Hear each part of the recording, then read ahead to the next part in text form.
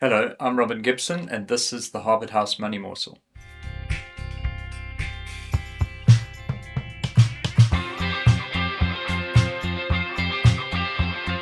Welcome back. Thank you for joining us again. Don't forget to like and subscribe. Click the bell so you get a notification of when we're releasing a new video. I'm sitting today again with Michael Porter. Hello, Michael. Yeah, morning, Robin. Michael, we're celebrating a great weekend. The Boks have put it to bed once and for all that we did deserve to win the World Cup. Even with 14 men. That's right, yes. And maybe the Boks have been operating a little bit like our economy, surprising to the upside. Yeah, Robin, I think there is some good news coming through. We've kind of been expecting it for a while, I suppose, and I think there are elements that are doing quite well.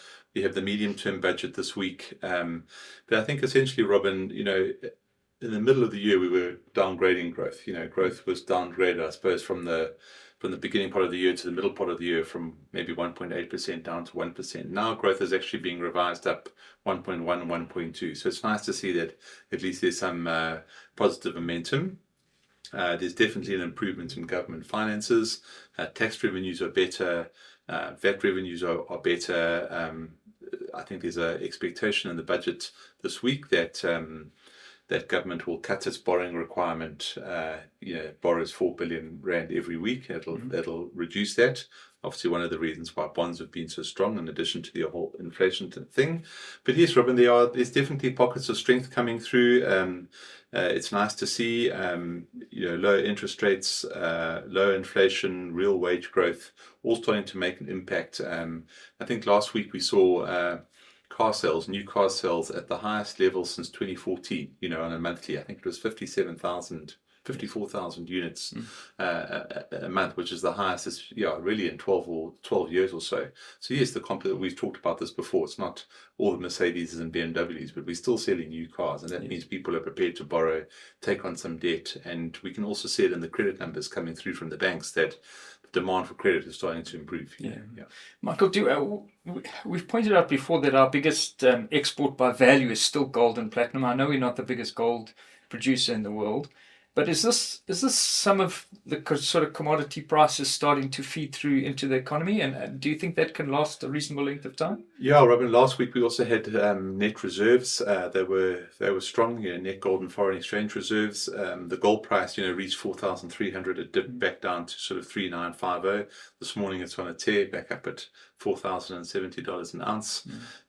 Robin, there's no doubt that our terms of trade have improved dramatically between gold, platinum, and some of the smaller sort of minerals, and then the weakness in the oil price on the other side, that really is fueling terms of trade. It's net beneficial. Exports are strong. Exports are very are strong, but also imports are starting to rise, and rising imports also is actually a good sign, because it means that there's demand building in this economy for various things. So, but higher commodity prices are definitely having an impact, and as we said before, we're still a mining town, yes, mining country, 100%. And when the mines are starting to spend money and make money and spend it, it might be on wages, but B, it's also on replacement capex and new conveyor belts and all the other bits and pieces that keep the mines that might have delayed over the last couple of years in a depressed environment. Yeah. So they do update capital expenditure. So and that filters down to the industrial base. So that's good. Yeah. So I mean, we obviously see it in some of the retailers' results, but it's not all great news, is it? I mean, there's a bit of concern in the retail space, isn't there? Yeah, there's a lot of concern, Robin. All the retailers are actually coming out and commenting on the scourge of online gaming.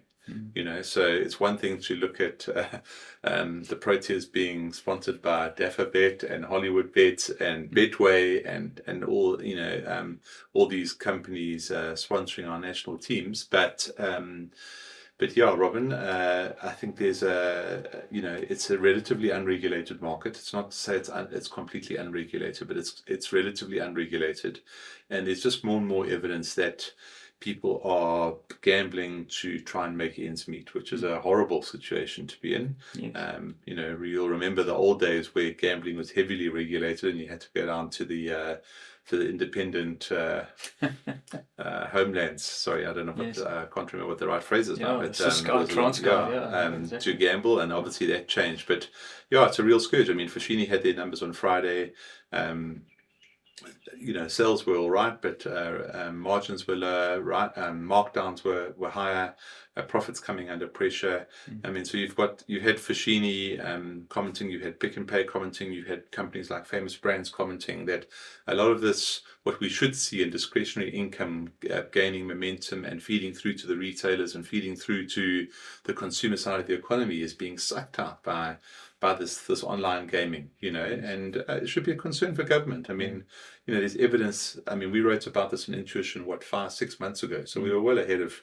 We knew it was happening, but a lot of the social grants that government pays out are ending up in the hands of betting companies and not buying food and things, which is ridiculous. So I mean, watch the space. I don't know if anything's going to change, but it's certainly, while things are still relatively constrained and consumers are having to make tough choices, they're making the wrong tough choices, unfortunately. No, that's difficult.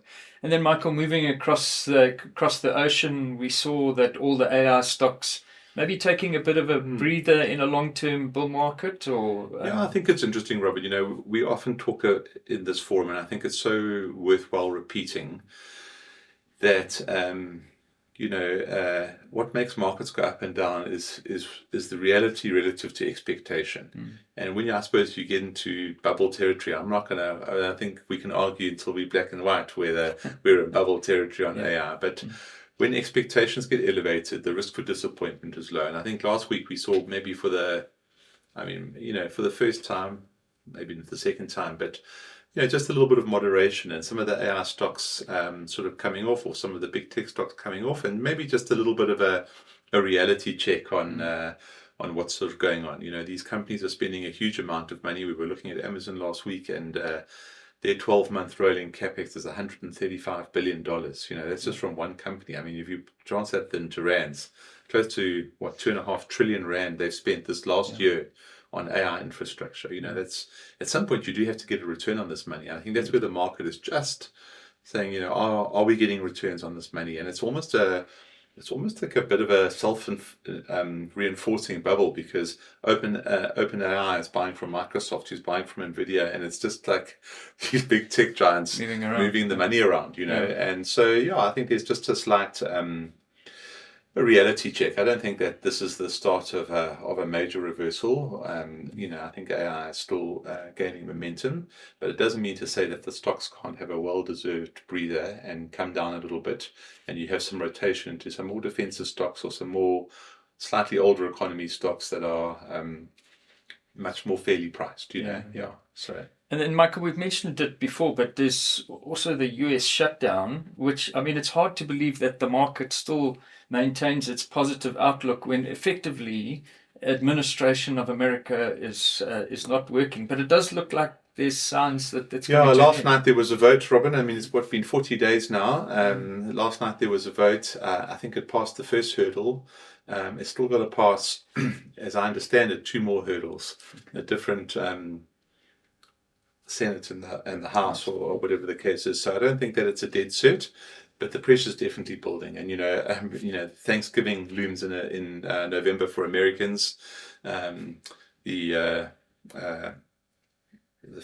flight agency, sorry, I've forgotten what it's called now, but whatever the equivalent is over there of our air traffic services are saying they're cancelling thousands of flights in the next couple of weeks because there's no air traffic controllers. And going into a very important holiday period for the US. I actually think there's pressure on all sides to actually get this sorted out, because when you start interfering with everybody's travel plans and no one being with family for Thanksgiving, the mood starts to change quite quickly. So I've at some point sense will prevail, and maybe Trump is back from some of his offshore commitments in terms of Asia and things, and maybe this is priority number 1 to get this sorted out. I think so. Awesome. Well, Michael, thank you for giving us that quick, it's not 40 days around the world, it's 40 seconds around the world. Thanks for that. Thank you for joining us. Don't forget to like and subscribe, and we'll catch you next time. Bye-bye.